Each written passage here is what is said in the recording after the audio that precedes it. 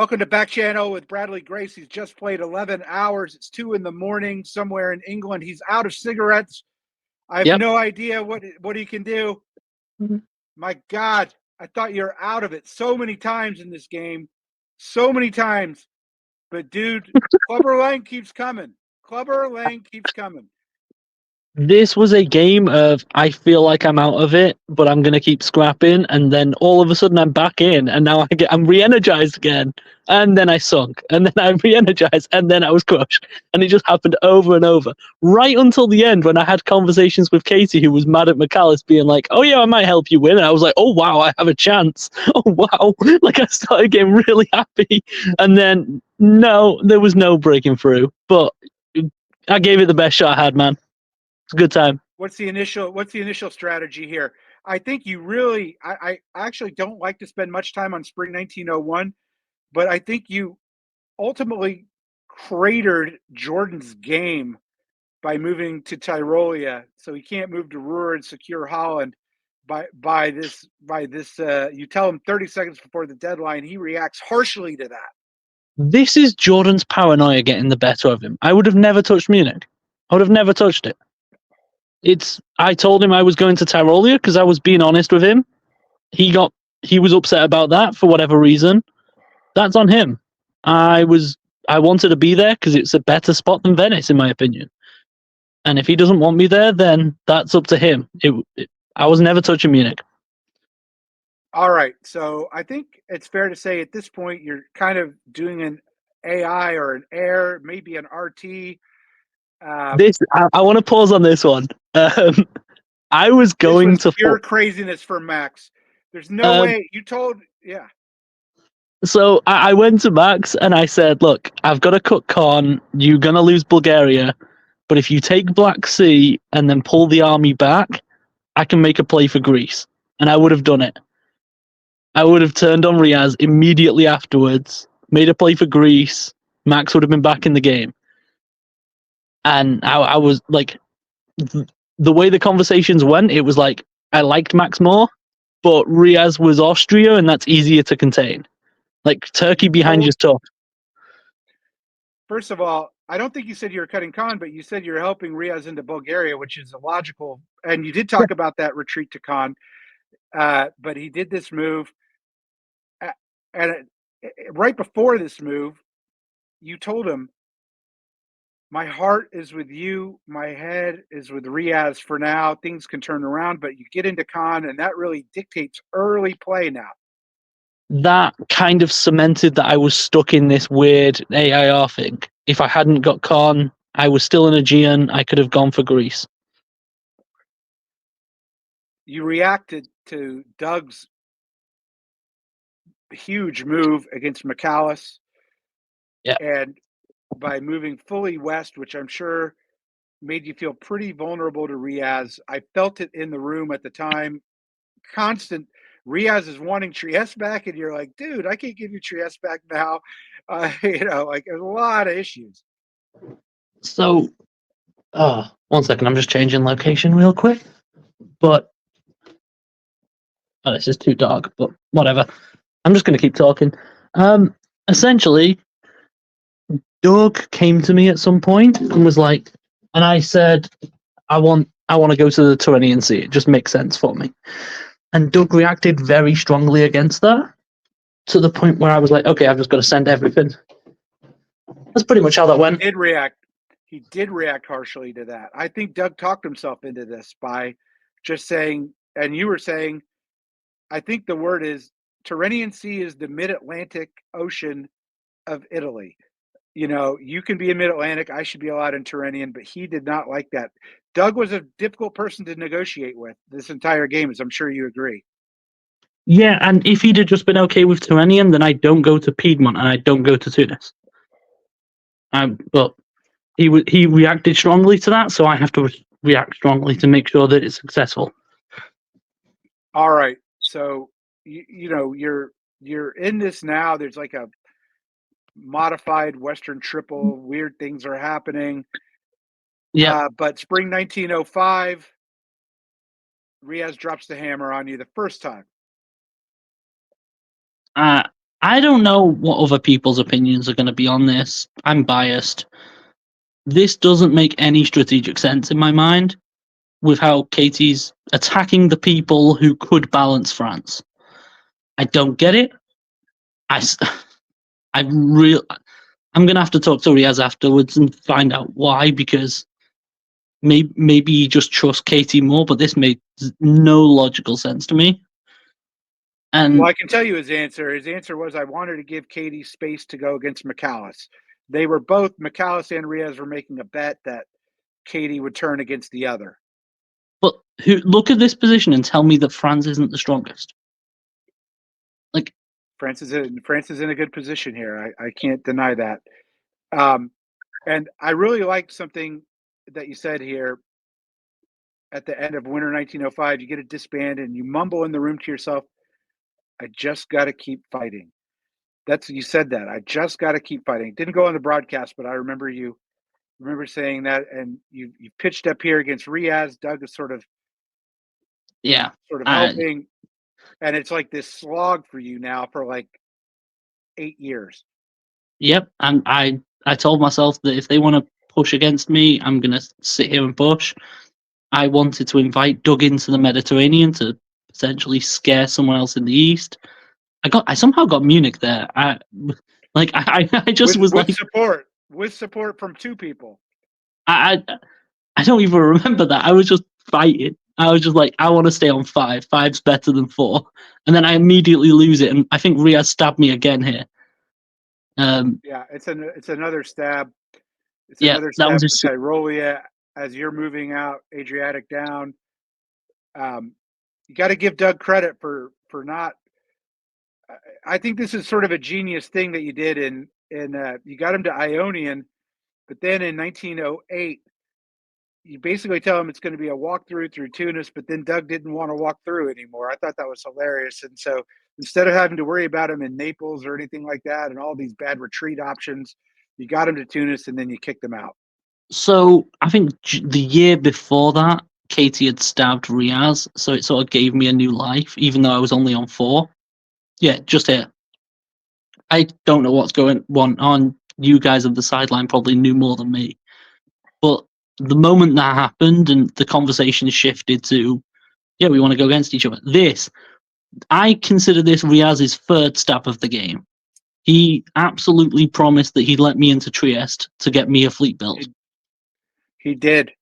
There's no question about it. He tried plausible deniability with you. You ended up getting it in spring 1909 here, Oh, but there was an issue. I told him that if he didn't give me it in the spring, that I would just attack him. Well, So that's a common theme for this game. Uh, Meanwhile, you sort of just I'm just like you're just struggling, you're grinding, you're doing everything you can. Um, I, I, I and felt bad about the stab on Katie because she never lied to me once, but I felt that she was on like what 10 sensors, and I knew every move and that was not going fighting on. McAllis. Yeah, so I took a snipe at Smyrna knowing it would work, and then that sort of forced like Katie didn't want didn't want an alliance, so I was forced to trust Riaz again. That's what all this is about. I feel like this is a pretty nice turn, losing Smyrna but still going up one. I like this. And well, yeah, I mean, you get Munich, which is really important for you, but more importantly, well, McAllis could have support held Munich. He didn't. Yeah, And I think McAllis was really concerned about Doug. That helped you a lot because he's helping you into Marseille here, and he's not supporting Katie to give you yeah, Munich. So you get a real bonus out of this. yeah, absolutely. I felt good about this position. But then the turn of Doug is starts coming here. I mean, you're up, Uh, you're in Spain, so when I took Spain, that was a stab on McAllis. Doug essentially had basically promised that he would just fight McAllis and wouldn't care. So I was like, yeah, sure, I'll help you with that. Like, I won't take any of your stuff. And, well, you saw what happened. He turned right back around for some reason. well, Doug wanted dots, and McAllis sort Yeah. of convinced him that you were the dots. You had a chance here because McAllis was not supposed to be in the English channel, but the AI looks, not bad at this point. I put the game in terms of it was AI versus ER, but each side was trying to get the other to turn a bit. Didn't ever really seem successful.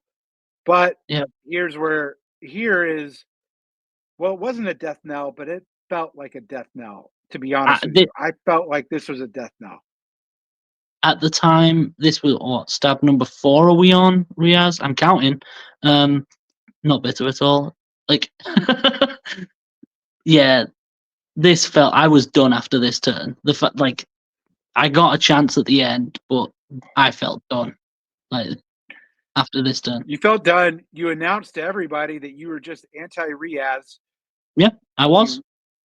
You told Riaz in 1913, hilarious line, my biggest regret is not getting you to listen to common sense.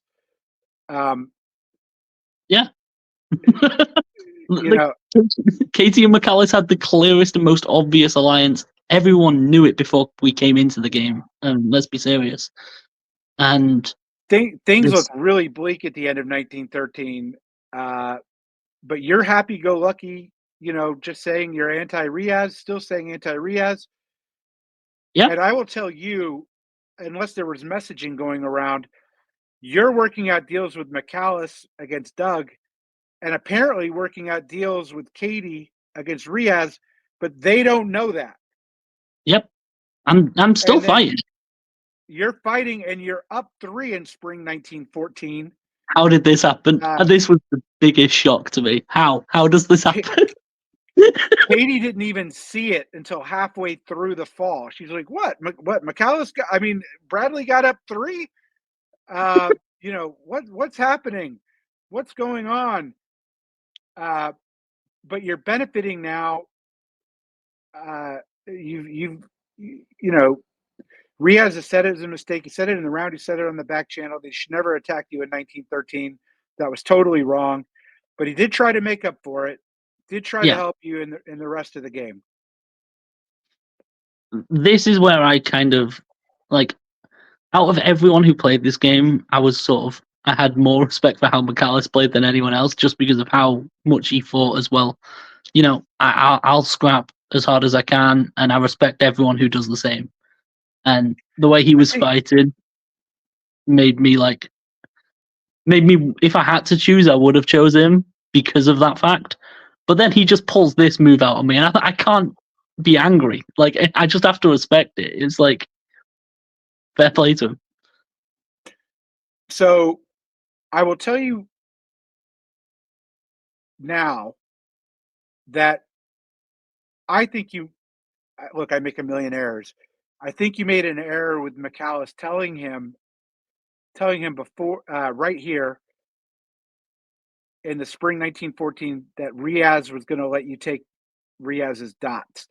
And I think this turned McAllis into a lot of sort of suspicion against you here. And he's telling Katie this, and that may have hurt you. McAllis tells you he's going to make you guess over Tunis and Turanian. But you're building 2, if I'm not mistaken. Yeah. Or you had a rebuild. And you're very much in this game. You're in this game in 1915. I thought you had a chance because McAllis seemed to be a little heavy-handed with you, saying how great it would be for you to play for second, that's basically what you could get out of this game. And you were going along with it, man. You were there, like, yeah, I wish, that Riaz did it to me, blah, blah, blah. But at this moment, Katie is pitching to you for you to win. Yeah. And I'm like, oh my God, Bradley could win. If Katie throws, Bradley could win. But it didn't. I felt the same way. She was supposed to disband Aegean. No, that was part of the deal, and rebuild in St. Pete. So she told me that she was going to take Bulgaria, the guaranteed, like, she was just going to take it as long as I didn't support hold, it would be taken. So in my head, I'm thinking Aegean's going to go to Bulgaria. That's what I thought. And God. I was like, well, if you're going to Bulgaria, then I'm going to get in position. I'm not helping anyone else win. I'm going for the win myself. I thought Katie was going to be moving up Aegean to Bulgaria, but when it gets tense at the end of the games like this, you don't clarify these things, and mistakes happen. Well, there wasn't a lot of discussions about what people are going to do at this point, right? It was just mostly vibes, and you guys were gunboating it, even though you were talking to each other for a while. Now, Yeah, McAllis has made the move and taking Berlin and Norway here. So I still had hopes for you in spring 1916, where you go talk to Katie and you ask her for the win, and she yeah. is non-committal. And I was like, uh-oh. You didn't try a hard seller. You tried really to soft sell this. What were you thinking?